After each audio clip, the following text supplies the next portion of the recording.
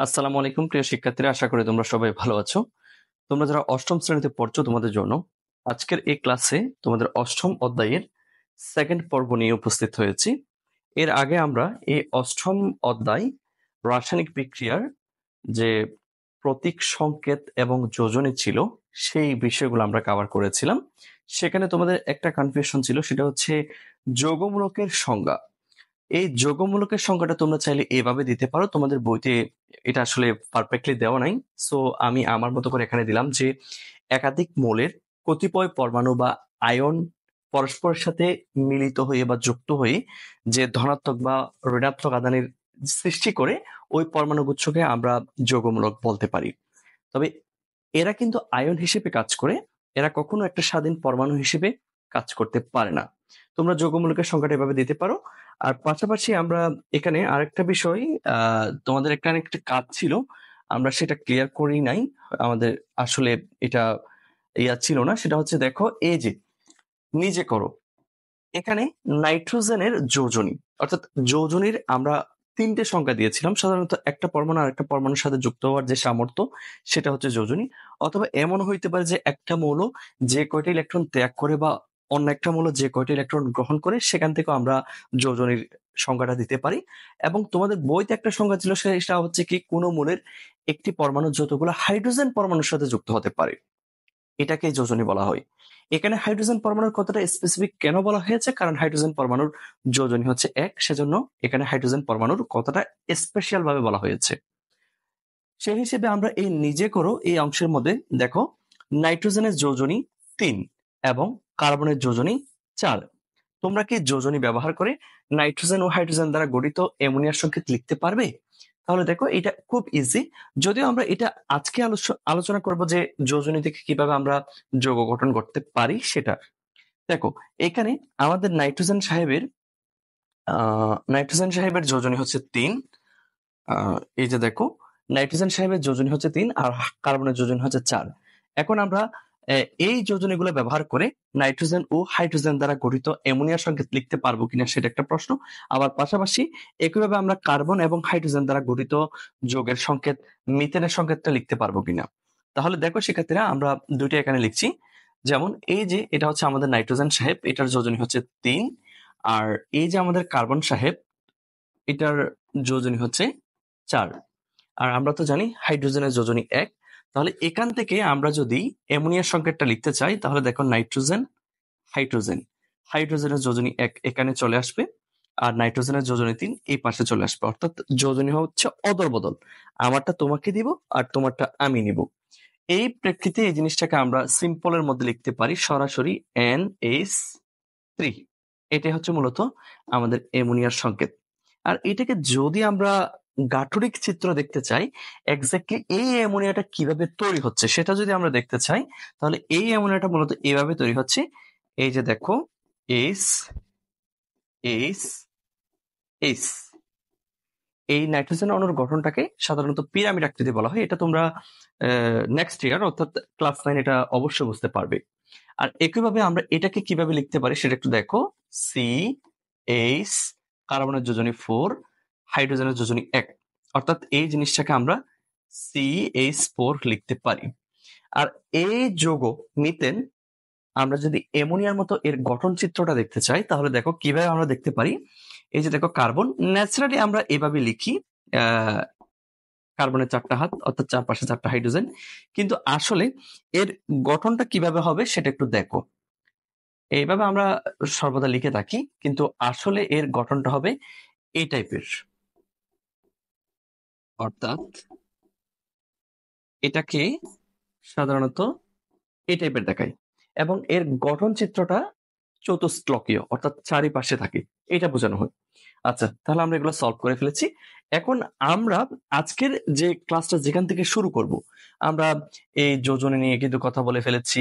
দেন আমরা যৌগ গঠনটা মূলত আমরা দেখাবো, কিভাবে যৌগ গঠিত হয় সেটা ইতিমধ্যে আমি তোমাকে বলে দিয়েছি তোমাদেরকে, যে যৌগ গঠনের বেলায় সাধারণত আমার যোজনীটা তোমাকে দিয়ে দিব আর তোমারটা আমি নিব, অর্থাৎ যোজনী অদল বদল হবে। তাহলে আমরা এখান থেকে বেশ কয়েকটা যৌগ গঠন করে দেখাতে পারি। যেমন এই যে দেখো, আরেকটা বিষয় আমি তোমাদেরকে বলতে ভুলে গেছি। যৌগ সাধারণত এভাবে হয়, অধাতু এবং অধাতু মিলে যৌগ হয়, ধাতু এবং অধাতু মিলে যৌগ হয়, ধাতু ধাতু কখনো যৌগ হয় না। আর তুমি ধাতু বা অধাতুর সাথে যে কোনো যৌগমূলককে অ্যাড করতে পারো। অর্থাৎ সবগুলাই ঠিক আছে, কিন্তু ধাতু ধাতু যৌগ গঠিত হয় না। এখন কেন এই যৌগগুলো গঠিত হয় না সেটা তোমরা নেক্সট ইয়ারে জানতে পারবে। আসলে ক্লাস 8 এই জিনিসগুলো এক্সপ্লেন করা নাই, তাই এক্সপ্লেন করছি না। দেখো, অধাতু অধাতু কিভাবে যৌগ গঠন করতে পারে সেটা একটু দেখো শিক্ষার্থীরা। যেমন এখানে দেখো তোমরা হাইড্রোজেন আছে, এই হাইড্রোজেনের সাথে আমরা যে কোনো একটা একযোজি অধাতু দিলে খুব সুন্দর যৌগ হবে। যেমন আমরা হাইড্রোজেনের সাথে যদি ফ্লোরিনকে দিই, তাহলে এটা হবে হাইড্রোজেন ফ্লোরাইড। আমি লিখছি না, তোমরা একটু উচ্চারণ থেকে লিখে নিও। আর এই হাইড্রোজেনের সাথে সিএল কে দিলে এটা হবে হাইড্রোজেন ক্লোরাইড। এরপর হাইড্রোজেনের সাথে ব্রোমিনকে দিলে হাইড্রোজেন ব্রোমাইড। হাইড্রোজেনের সাথে আয়োডিনকে দিলে হাইড্রোজেন আয়োডাইড। এখন প্রত্যেকের বেলায় সাধারণত যোজনী এক এক বলে। আমারটা তোমাকেও দিলাম এক, আর তোমার একটা আমিও নিলাম এক।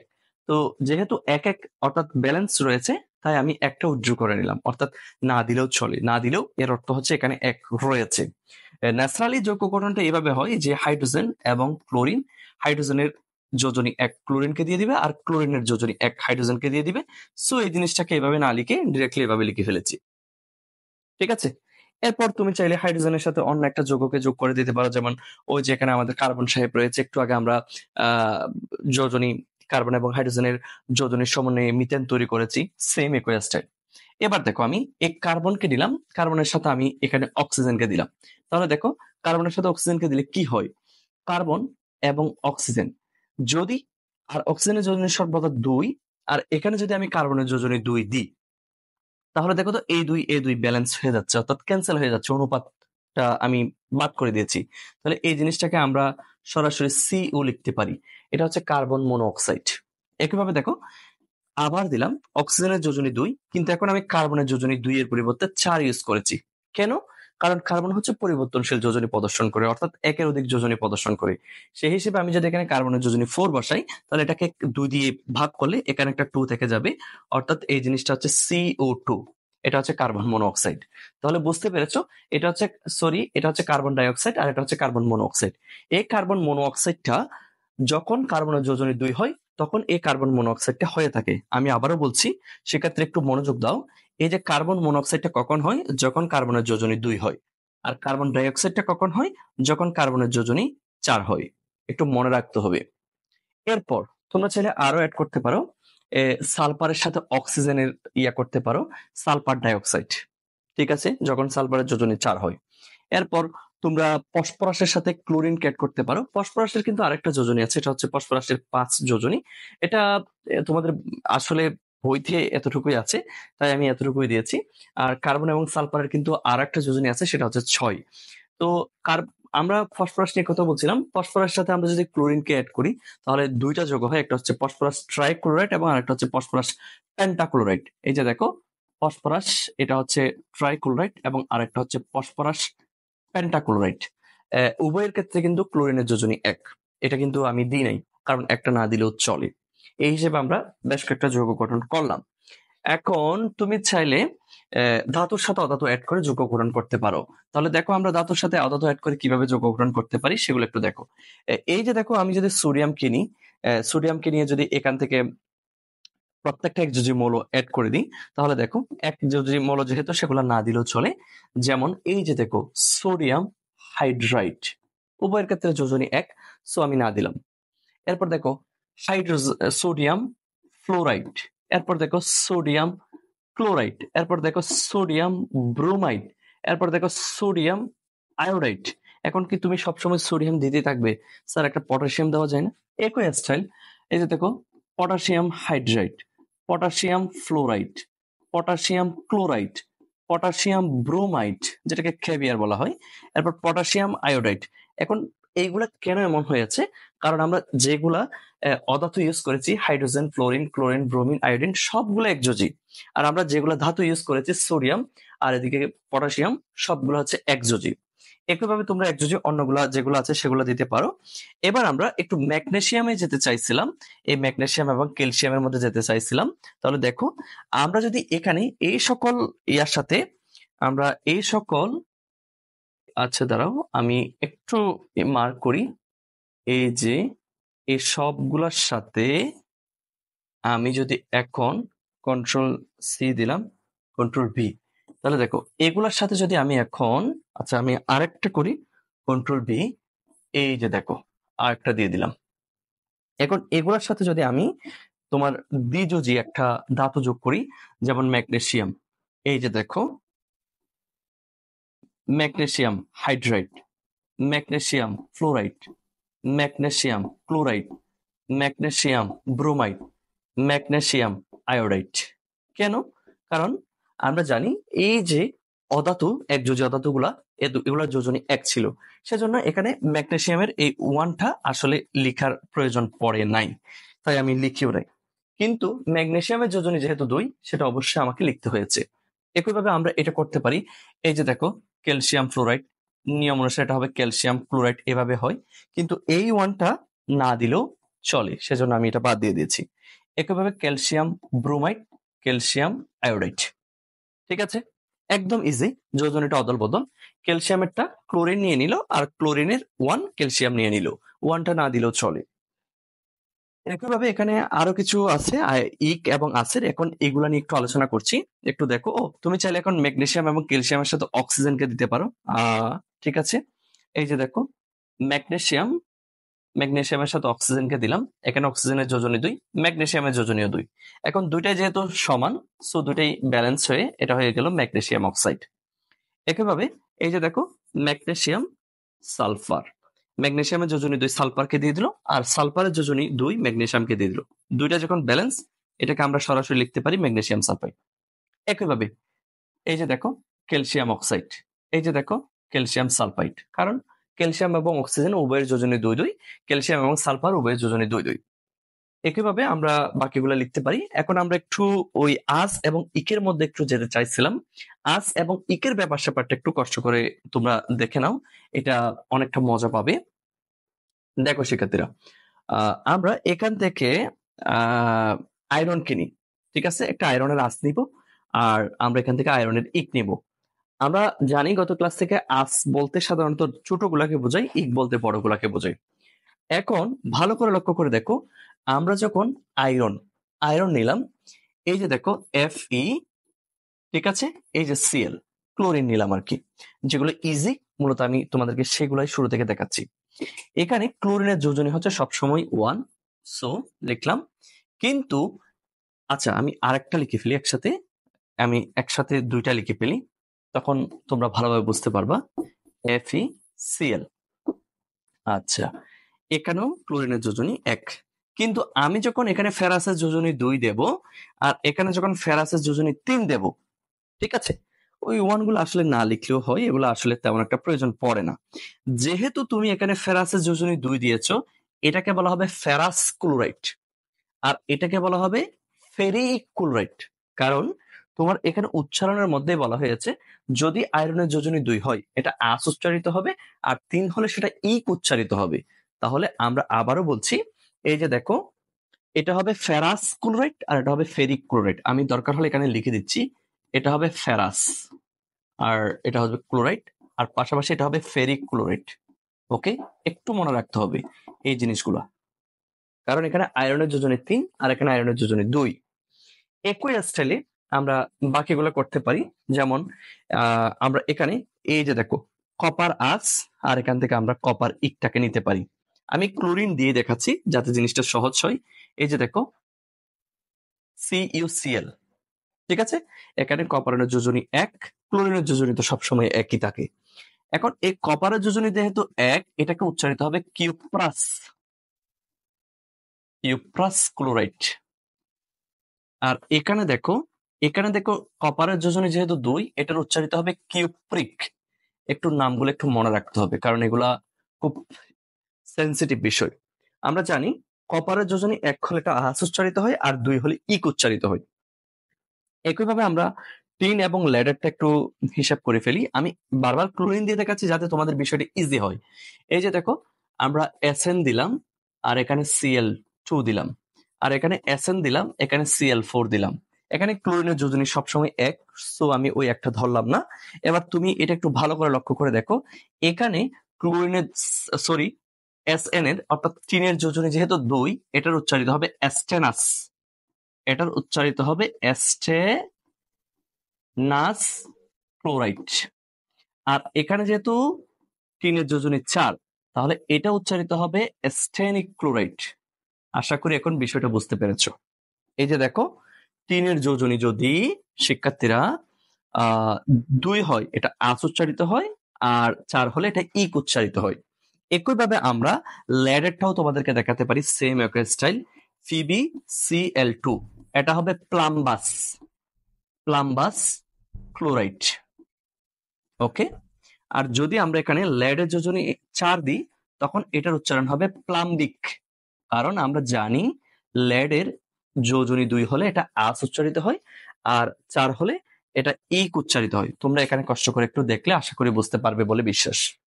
এরপর আমরা একটা অ্যালুমিনিয়াম একটা যৌগ গঠন করে দেখাই, এটাও ইজি।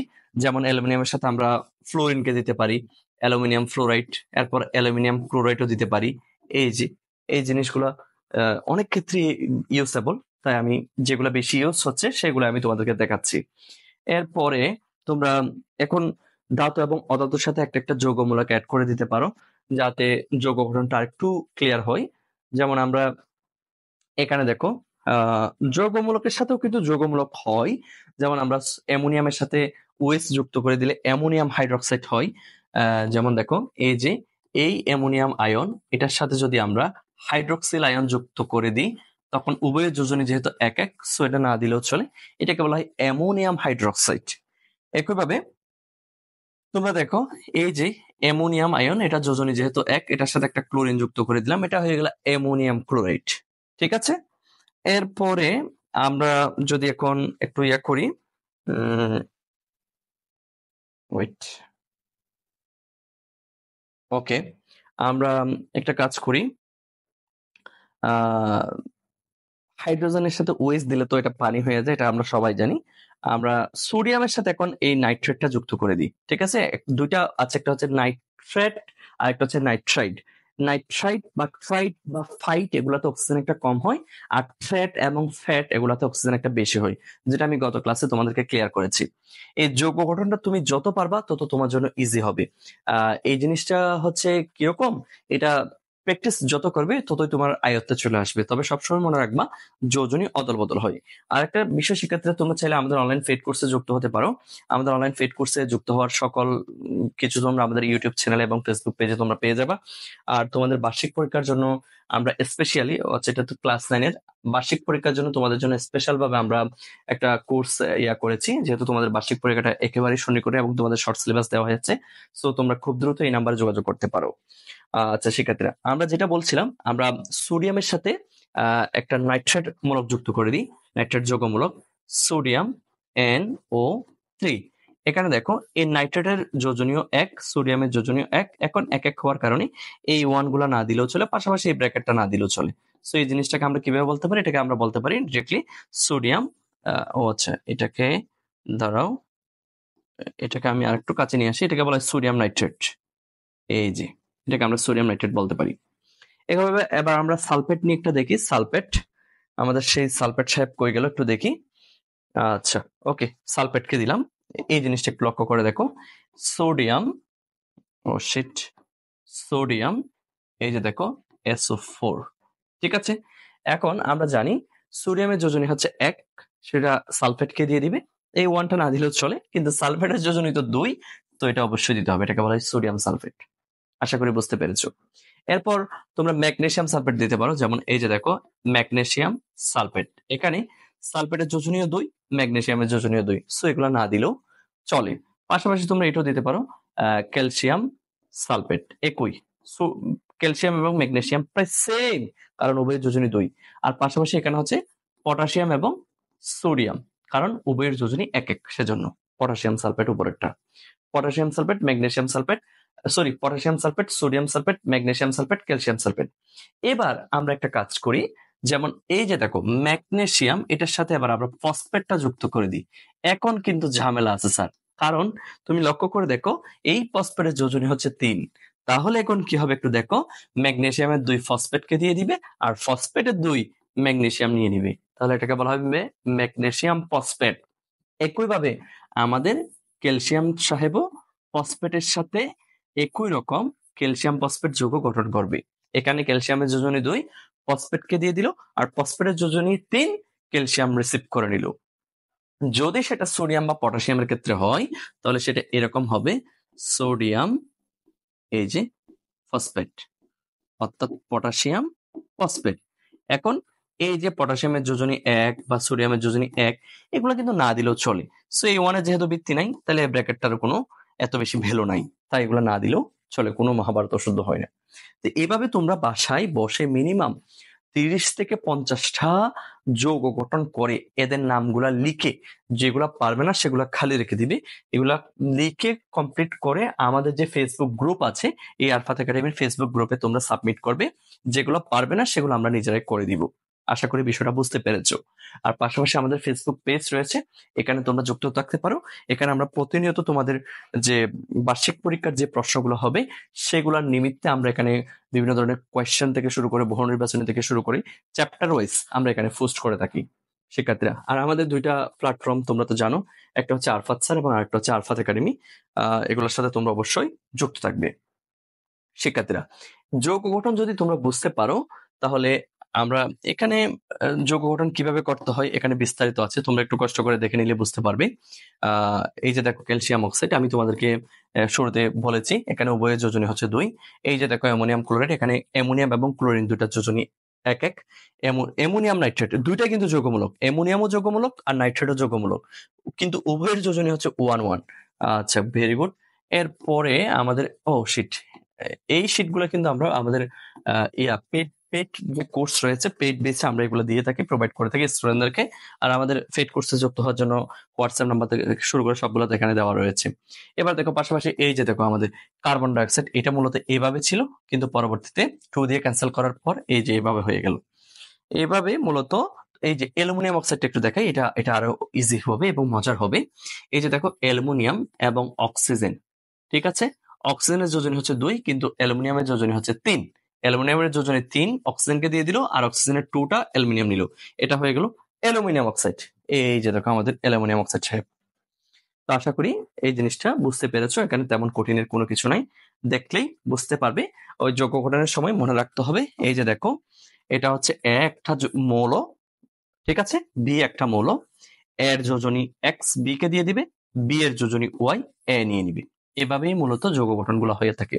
আমি বারবার বলেছি অধাতু অধাতু যৌগ গঠন হয়, অধাতু ধাতু যৌগ গঠন হয়, ধাতু ধাতু যৌগ গঠন হয় না। আর ধাতু এবং অধাতুর সাথে যৌগমূলক যোগ করে দিলে যে কোনো একটার সাথে যৌগ গঠন হয়। এমনকি যৌগমূলকও যৌগ গঠন হয়, শুধুমাত্র ধাতু ধাতু যৌগ গঠন হয় না, এটা একটু মনে রাখবা, কারণ এখানে বন্ধনের একটা ব্যাপার স্যাপার আছে, তোমরা নেক্সট ইয়ারে এই বিষয়ে বিস্তারিত জানতে পারবে। শিক্ষার্থীরা এবার আমরা যে অংশটার মধ্যে প্রবেশ করব সেটা হচ্ছে তোমাদের রাসায়নিক সমীকরণ। এখন এই রাসায়নিক সমীকরণটা কি, এই জিনিসটা সাধারণত তোমাদের এই ক্লাসিক লেভেলে এই অংশটা অবশ্যই পড়ে যাইতে হবে, কারণ এই অংশটা না পড়লে তোমাদের ক্লাস 9-এ যে কেমিস্ট্রি আছে কেমিস্ট্রির ক্ষেত্রে বিশেষ করে বলতে গেলে শুরু থেকে তোমরা অনেক ক্যাচালের মধ্যে পড়বে। এই রাসায়নিক সমীকরণ জিনিসটা কি, কোন একটা রাসায়নিক বিক্রিয়ায় সাধারণত দ্রব, আচ্ছা দ্রব না বলে আমি বিক্রিয়ক বলি, কোন একটা রাসায়নিক বিক্রিয়ায় বিক্রিয়ক এবং উৎপাদকে সাধারণত প্রতীক সংকেত যোজনী এবং পাশাপাশি কিছু আমি যদি সাংকেতিক চিহ্ন যেমন প্লাস মাইনাস এবং ইন্ডিকেটর চিহ্ন বা সমান চিহ্ন এই আকারে প্রকাশ করি, তখন আমি যেটা পাবো সেটা হচ্ছে একটা রাসায়নিক সংকেত। তাহলে শিক্ষার্থীরা সংকেত না সরি, এটা সমীকরণ হবে।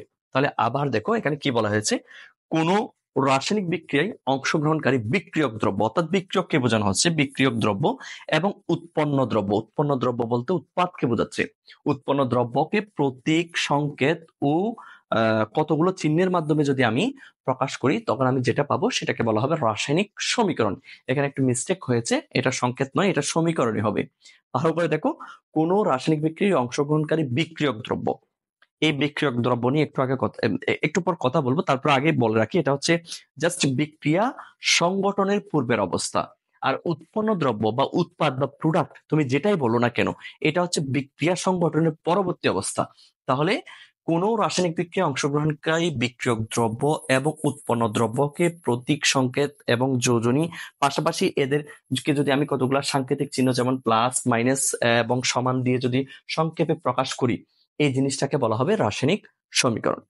এখন এই রাসায়নিক সমীকরণের ক্ষেত্রে চিহ্নের একটা ব্যাপার স্যাপার আছে। এখানে প্লাস চিহ্ন হবে, দেন সমান চিহ্ন হবে বা তীর চিহ্ন হবে, যে যাই বলো। আর আমাদের আরেকটা বিষয়, সেটা হচ্ছে কি বিক্রিয়ক বা রিঅ্যাক্টেন্ট। এই জিনিসটা কি? এই জিনিসটা হচ্ছে রাসায়নিক বিক্রিয়া সংগঠনের পূর্বের অবস্থা, অর্থাৎ আগের অবস্থা। আর উৎপন্ন দ্রব্য বা উৎপাদ বা প্রোডাক্ট, এই জিনিসটা কি? এটা হচ্ছে রাসায়নিক বিক্রিয়া সংগঠনের পরবর্তী অবস্থা।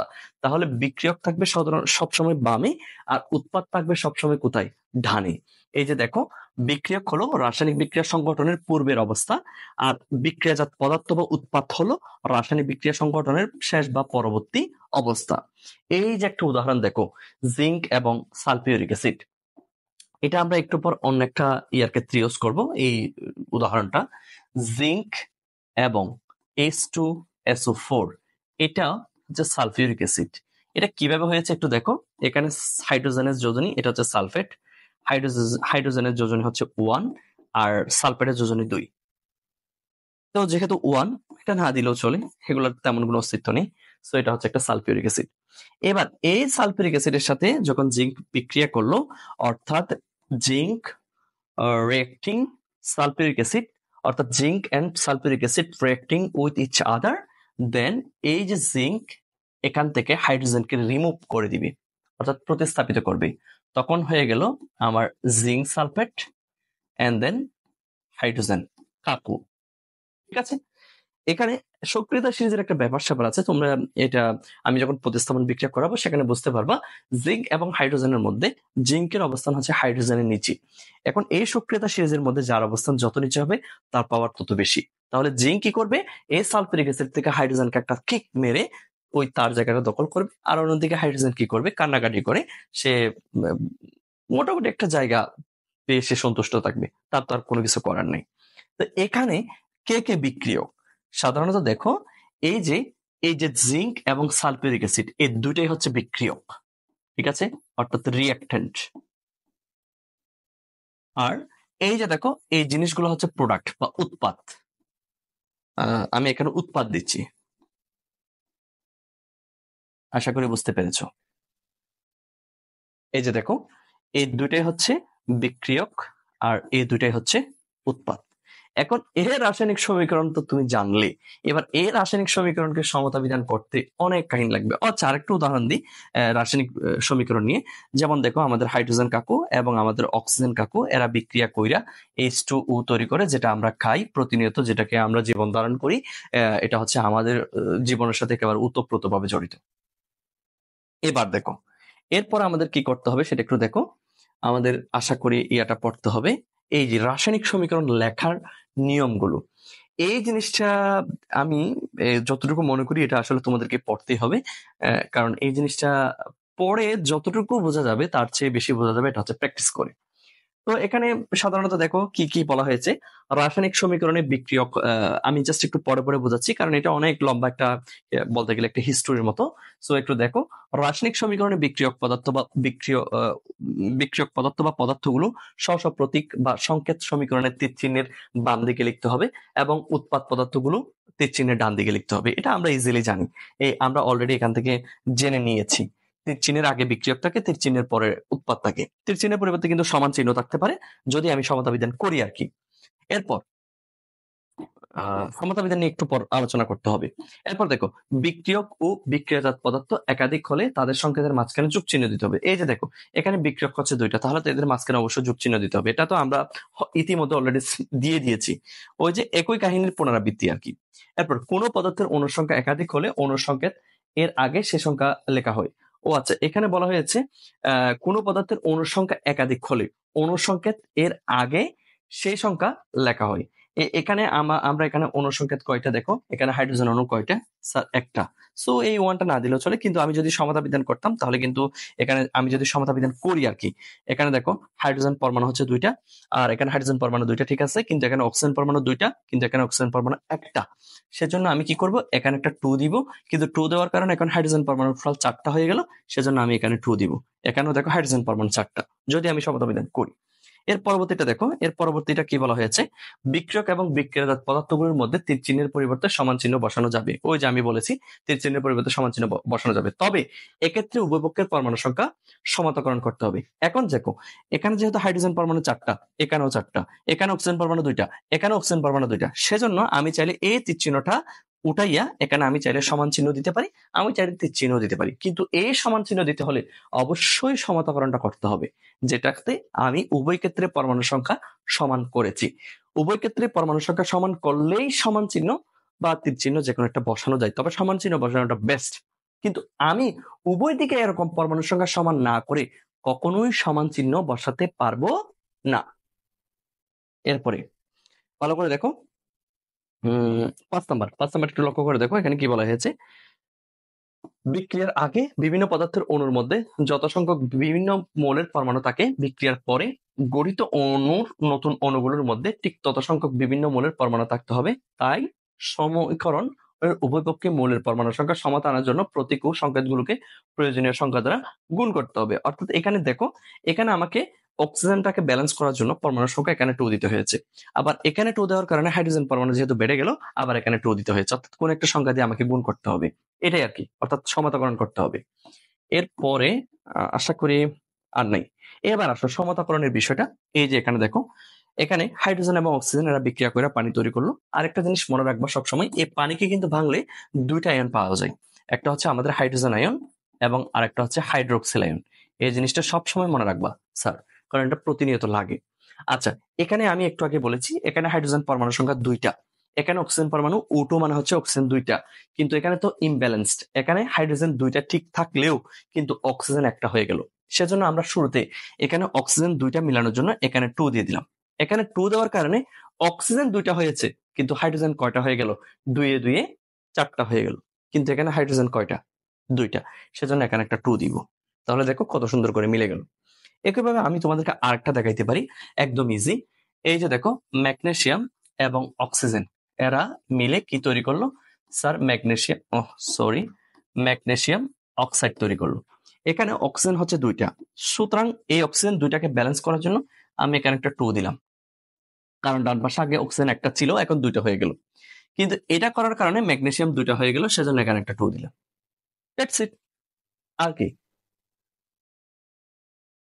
এবার এই জিনিসটাকে একটু পরমাণুর সঙ্গে তোমাদেরকে একটু হিসাব করে দেখাই। এই যে দেখো, আমি যেভাবে বলেছি সেম। ও, আমি একটা জিনিস বারবার মিস্টেক করি, সেটা হচ্ছে কি, সমতাকরণ করার পর তীর চিহ্ন দিই, তবে এটা কিন্তু ভুল নয়। সমতাকরণ করার পর তুমি তীর চিহ্ন দিতে পারো, সমান চিহ্ন দিতে পারো, তবে সমান চিহ্ন দেওয়াটা সবচেয়ে বেটার।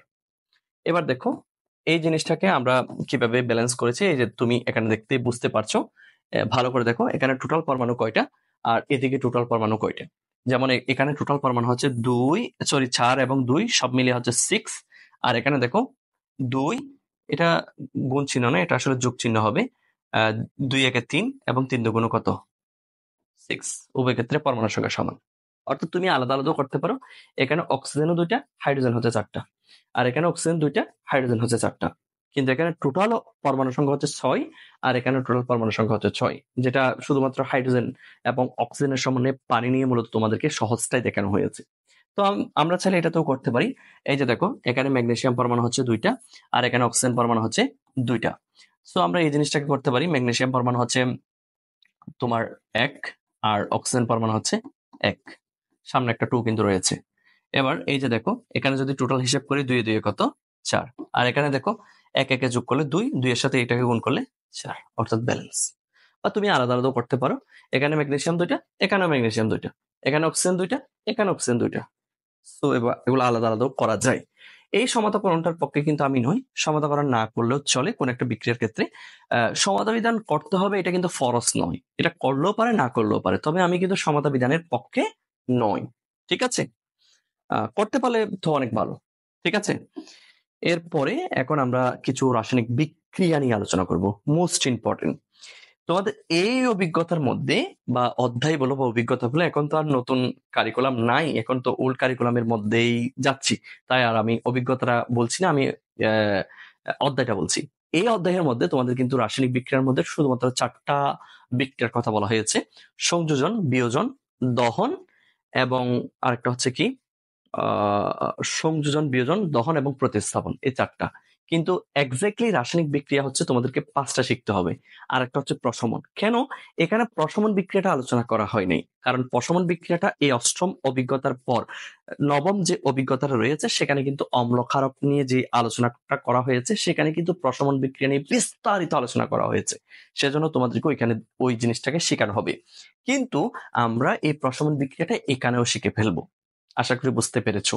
আর তোমরা যদি এরপর ক্লাস 9-এ উঠো, তখন তোমাদেরকে অবশ্যই এইগুলা ছাড়াও অদক্ষেপণ বিক্রিয়া, এরপর আদ্র বিশ্লেষণ বিক্রিয়া ইত্যাদি ইত্যাদি বিক্রিয়া সম্পর্কে, এরপর পলিমারকরণ বিক্রিয়া, এগুলো বিক্রিয়া সম্পর্কে আরো অনেক আইডিয়া তোমাদের থাকতে হবে। এগুলো পরবর্তী লেভেলের বিষয়। প্রথমে আসো, বিক্রিয়ার 1 নাম্বার হচ্ছে সংযোজন।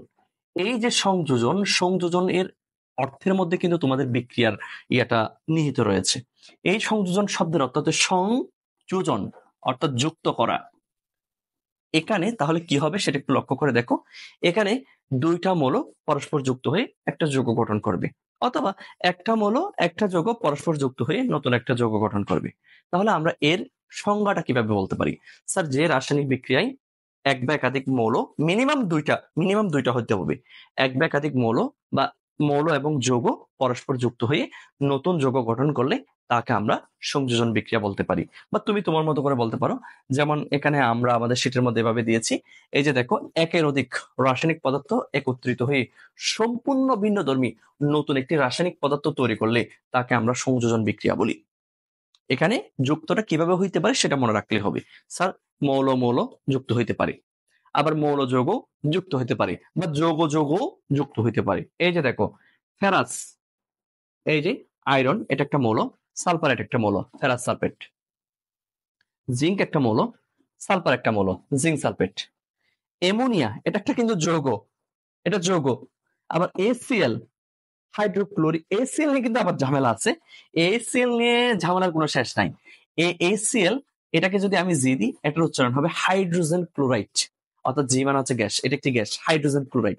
কিন্তু এসিএল, এটাকে যদি স্যার আমি একিউ দিই, তখন এটার উচ্চারণ হবে হাইড্রোক্লোরিক অ্যাসিড, অর্থাৎ একিউ মানে হচ্ছে জলীয় দ্রবণ, বা একুয়াস বলা হয় আর কি, একুয়াস মানে জলীয় দ্রবণ, তখন এটার উচ্চারিত হবে হাইড্রোক্লোরিক অ্যাসিড। এই জিনিসগুলো একটু তোমাদের মাথায় রাখতে হবে।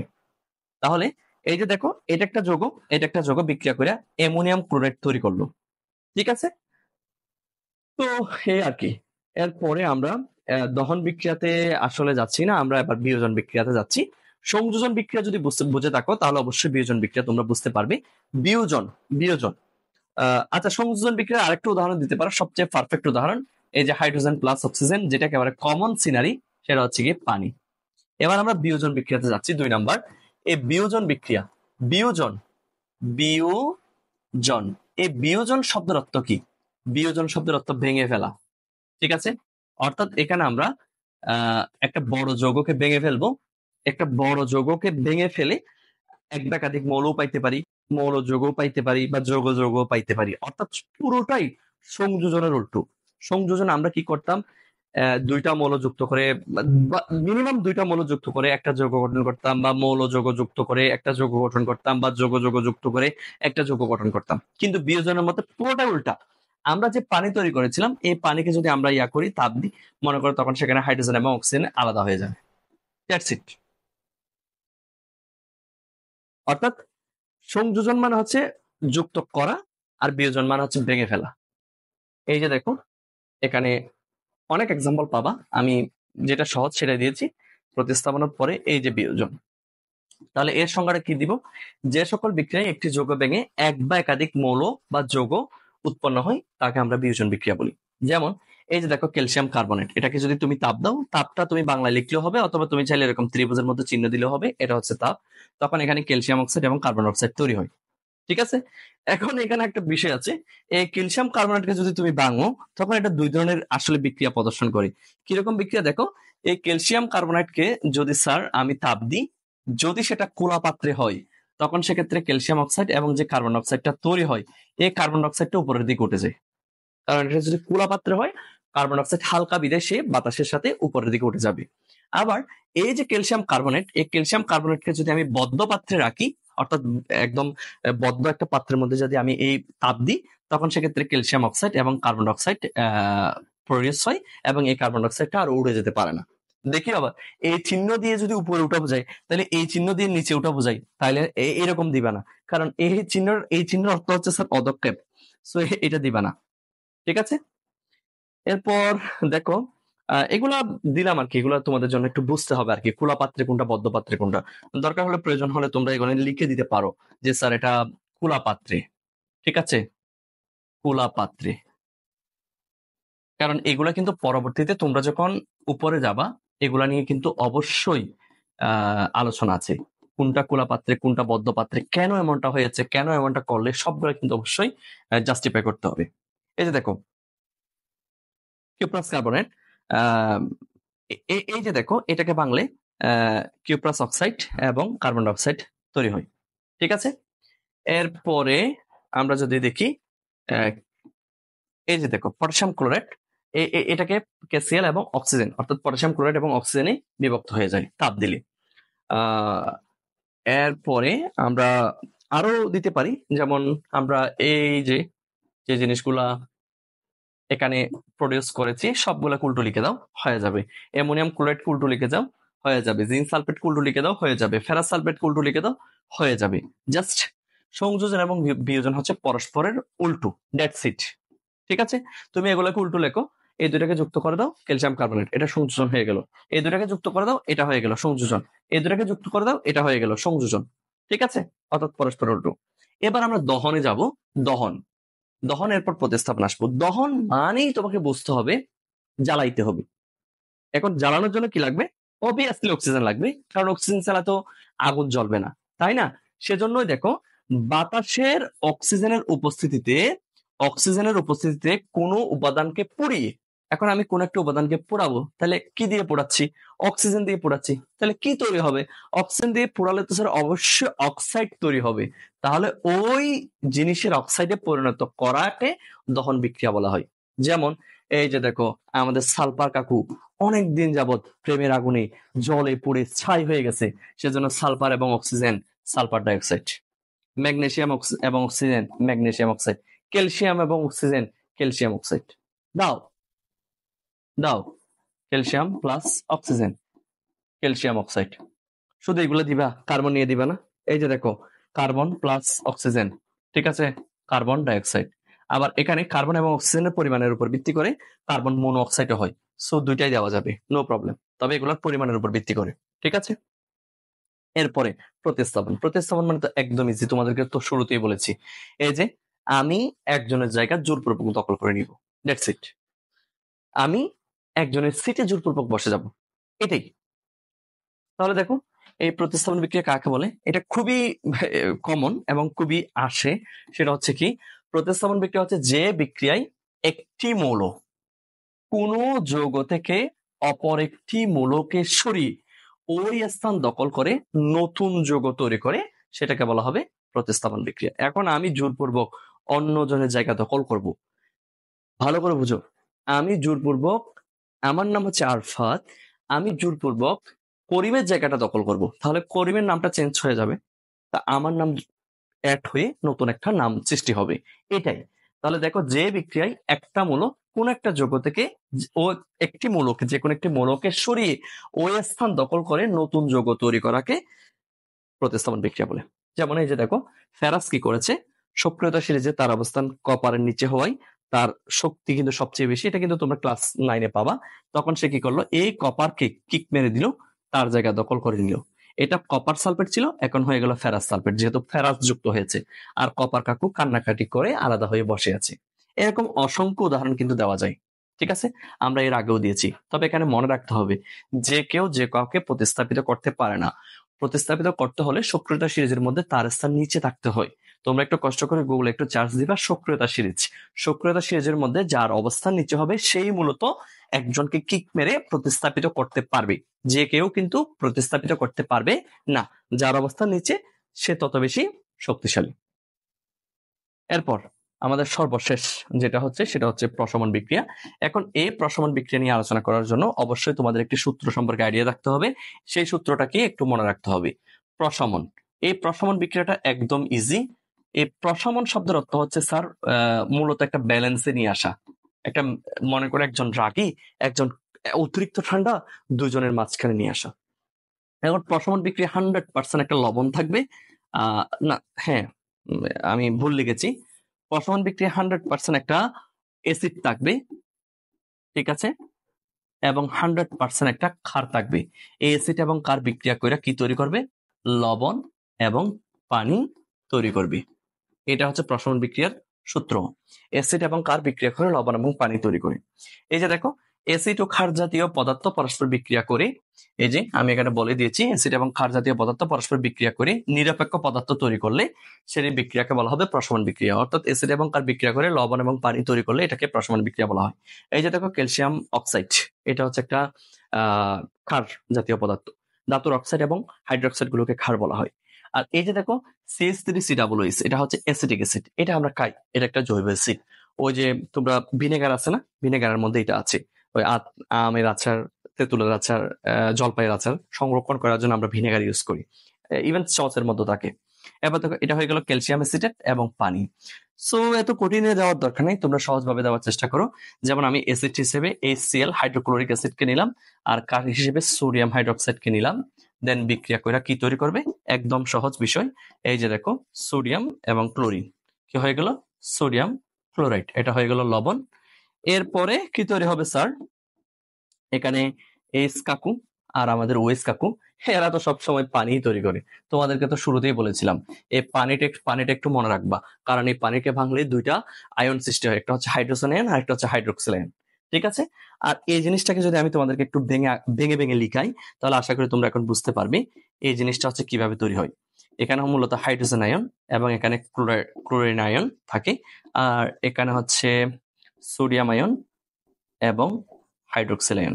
সো এখন বুঝতে পেরেছো, আমি প্রথমে হলুদ কালার নিচ্ছি, সোডিয়াম আয়ন এবং ক্লোরাইড আয়ন যুক্ত হয়ে সোডিয়াম ক্লোরাইড, আর অন্যদিকে এই যে দেখো, হাইড্রোজেন আয়ন এবং হাইড্রোক্সিল আয়ন যুক্ত হয়ে এই যে পানি তৈরি করে। এখন আয়নের বিষয়, আমাকে একজন স্টুডেন্ট এই প্রশ্নটা করেছিল, এই যে স্যার পানির সঙ্গে কেন স্যার H2O লেখা হয়েছে? এটা কি স্যার OH2 লেখা হইতো না? অবভিয়াসলি। খুব সুন্দর কথা, খুব সুন্দর যুক্তি, খুব সুন্দর শর্ত দিয়েছে। কেন আমি পানিকে H2O লিখবো, OH2 কেন লিখবো না? কারণ এখানে একটা বিষয় আছে, সবসময় পজিটিভ আয়নটাকে সামনে দিতে হবে, নেগেটিভ আয়নটাকে লাস্টে দিতে হবে। এই পানিকে ভাঙলে আমি কি পাবো? হাইড্রোজেন আয়ন পাবো, আর একটা কি আয়ন পাবো? হাইড্রোক্সিল আয়ন পাবো। সেজন্য এই হাইড্রোজেন আয়নটাকে সামনে দিতে হবে, এটা একটা মুখ্য বিষয়। আশা করি বুঝতে পেরেছো। এরকম আর এক্সাম্পল দেওয়া যাবে, আমাদের প্রশমন বিক্রিয়ার মধ্যে এরকম আরো অনেক এক্সাম্পল দেওয়া যাবে। হাইড্রোক্লোরিক অ্যাসিডের প্রতি তুমি সালফিউরিক অ্যাসিড নিতে পারো, তুমি নাইট্রিক অ্যাসিড নিতে পারো। যেমন এই যে হাইড্রোক্লোরিক অ্যাসিডের পরিবর্তে তুমি নাইট্রিক অ্যাসিড নিতে পারো, তুমি সালফিউরিক অ্যাসিড নিতে পারো, ঠিক আছে। এরপর তুমি ক্ষারের পরিবর্তে সোডিয়াম হাইড্রোক্সাইড নিয়েছিলাম, তুমি পটাশিয়াম হাইড্রোক্সাইড নিতে পারো, তুমি ম্যাগনেসিয়াম হাইড্রোক্সাইড নিতে পারো, তুমি ক্যালসিয়াম হাইড্রোক্সাইড নিতে পারো, ইত্যাদি ইত্যাদি নিতে পারো। সো এগুলা নিয়ে তুমি বিক্রিয়া করে আশা করি আমাদের গ্রুপে তোমরা সাবমিট করবে। আমাদের সকল লিঙ্ক তো অবশ্যই দেওয়া আছে।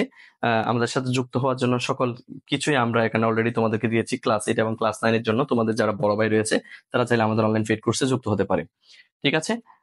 এগুলো কিন্তু সেম। যেমন এখানে কি তৈরি হবে সেটা একটু দেখো, আমি তোমাদেরকে তারপর একটু দেখাচ্ছি। এই যে দেখো, ম্যাগনেসিয়াম এবং নাইট্রেট, এটা যুক্ত হয়ে কি তৈরি হবে? Magnesium nitrate. তবে এখানে ম্যাগনেসিয়ামের যোজনী যেহেতু 2, এইভাবে থাকবে, কারণ নাইট্রেট তো একটা দিলাম না আর কি। আর সাথে সাথে অবশ্যই একটা পকার বা দন্তের নরসিকারী হবে। সিম্পল।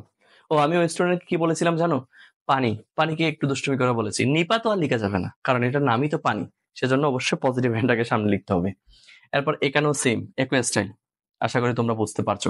ক্যালসিয়াম এবং সালফেট, এখানে কিন্তু ক্যালসিয়াম সালফেট তৈরি হবে, ঠিক আছে। উভয় যোজনী 2, সেজন্য আর দিলাম না। আর এখানে এইচ এবং ওএইচ মিলে পানি তৈরি হবে। আমি কিন্তু এখানে একটাও সমতা বিধান করিনি, সো করার প্রয়োজনও নেই।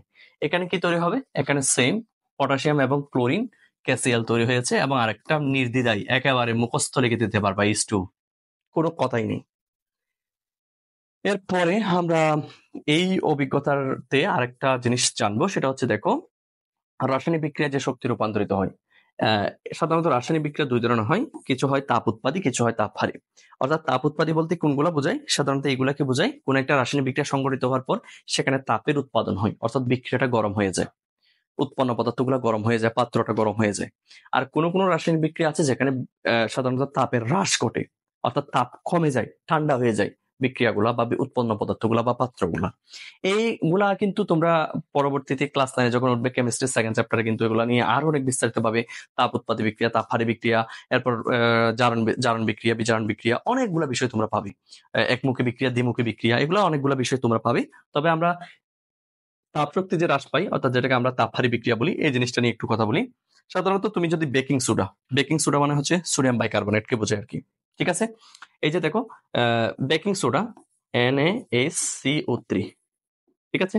এই বেকিং সোডা আর একটা হচ্ছে সাইট্রিক অ্যাসিড, সাইট্রিক অ্যাসিডের সংখ্যা হচ্ছে C6H8O7, ঠিক আছে?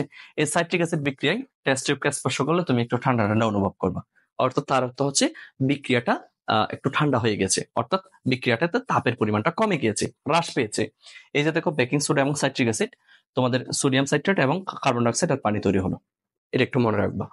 এরপর আরেকটা কি, তাপ শক্তি। এখন তোমরা আমাকে একটা প্রশ্ন জিজ্ঞেস করতেই পারো, স্যার আপনি কিভাবে বুঝলেন এই যে হাইড্রোজেন এবং পানি যুক্ত হয়ে অক্সিজেন যুক্ত হয়ে পানি তৈরি হলো? স্যার এই জিনিসটা হচ্ছে আসলে আমরাও এদিক থেকে চিন্তা করলে আমরাও এইভাবে বলি যে এই জিনিসগুলো কিন্তু আমরা প্র্যাকটিক্যালি কখনো করতে পারিনি। সো এগুলো আমরা আমাদের টিচারের কাছ থেকে শুনেছি, দেন শুনতে শুনতে অভ্যস্ত হয়ে গেছি, বলতে গেলে এক প্রকার মুখস্থের মতো। কারণ আমার কাছে কোনো ধরনের ইকুইপমেন্ট নেই যে আমি তোমাদেরকে ডিরেক্টলি দেখাবো এই যে এটা হাইড্রোজেন, এই যে এটা অক্সিজেন, এই দুটো একসাথে মিশ্রিত করে পানি তৈরি করেছি। বিভিন্ন যৌগের ক্ষেত্রে আমি আসলে এই জিনিসটা তোমাদেরকে বোঝাচ্ছি। বাংলাদেশে যে পরিমাণ ল্যাবরেটরির অভাব, সে অনুযায়ী বাংলাদেশে বিজ্ঞান শেখাটা খুবই দুর্বিষহ হয়ে যাচ্ছে আসলে। এই জিনিসগুলো যদি আমাদেরকে প্র্যাকটিক্যালি শিখাইতো, তাহলে জিনিসগুলোর ক্ষেত্রে আমাদের আরো একটা আগ্রহ বাড়তো। আবার তাপশক্তি কিভাবে বৃদ্ধি পায় সেটা একটু দেখো। তুমি যখন চুনের সংখ্যা হচ্ছে ক্যালসিয়াম অক্সাইড, একটু মনে রাখবে এটা হচ্ছে ক্যালসিয়াম অক্সাইড, এবং পানির বিক্রিয়া করো, তখন বিকারটা একটু স্পর্শ করে দেখবা সেটা একটু মানে একটু হয়ে গেছে, গরম হয়ে গেছে, অর্থাৎ তাপ শক্তি বৃদ্ধি পেয়েছে। এই যে দেখো ক্যালসিয়াম অক্সাইড এবং পানি, এটাকে বলা হয় ক্যালসিয়াম হাইড্রোক্সাইড। এই ক্যালসিয়াম হাইড্রোক্সাইডটা একটু খুবই গুরুত্বপূর্ণ, এই জিনিসটা একটু মনে রাখবা, কারণ এই জিনিসটাকে বলা হয় ক্যালসিয়াম হাইড্রোক্সাইডের এই সম্পৃক্ত দ্রবণটাকে বলা হয় চুনের পানি বা লাইম ওয়াটার বা স্ল্যাক লাইমও বলা হয়। স্ল্যাক লাইম আমি লিখে দিচ্ছি, স্ল্যাক লাইম, তিনটা নাম মনে রাখবা, চুনের পানি, লাইম ওয়াটার বা স্ল্যাক লাইম। এই ক্যালসিয়াম হাইড্রোক্সাইডের সম্পৃক্ত দ্রবণ, সম্পৃক্ত মানে একেবারে সম্পূর্ণ মিশ্রিত দ্রবণটাকে বোঝানো হচ্ছে সম্পৃক্ত, অসম্পৃক্ত নয়, সম্পৃক্ত দ্রবণটাকে বলা হবে চুনের পানি বা লাইম ওয়াটার। আশা করি বিষয়টা বুঝতে পেরেছো। এরপরে তোমাদের সর্বশেষ আরেকটা সেক্টর রয়েছে, তোমাদের কিছু এই যে ব্যাটারির গঠন, কিভাবে একটা পেন্সিল ব্যাটারি গঠিত হয়, এবং পাশাপাশি কিভাবে বর্তনীতে বিদ্যুৎ প্রবাহিত হয় এবং কিভাবে তড়িৎ বিশ্লেষিত হয়। অর্থাৎ ব্যাটারি বলতে দুই ধরনের ব্যাটারি আছে, কিছু হচ্ছে পেন্সিল ব্যাটারি বা রিমোটের ব্যাটারি, আর কিছু হচ্ছে তোমাদের আইপিএস বা মাইকের ব্যাটারি, যেখানে দুইটা ব্যাটারির ক্ষেত্রে কিন্তু ভিন্নতা রয়েছে। ওই জিনিসটা আমরা নেক্সট ক্লাসে তোমাদেরকে ক্লিয়ার করব। আশা করি আমাদের প্রথম ক্লাস প্রতীক সংকেত এবং যোজনী, এটার পরবর্তী যে ক্লাসটা আজকে আমরা দিয়েছি, এটাতে তোমরা আশা করি অনেকগুলো বিষয় বুঝতে পারবে, আবার অনেকগুলো বিষয় নাও বুঝতে পারবে, কারণ এই অভিজ্ঞতাটা বা এই চ্যাপ্টারটা আসলে এত বেশি সহজ নয়। সো না বুঝলে অবশ্যই কমেন্ট সেকশনে জানাবো। শিক্ষার্থীরা, পরবর্তী ক্লাসের জন্য শুভকামনা, বেস্ট অফ লাক।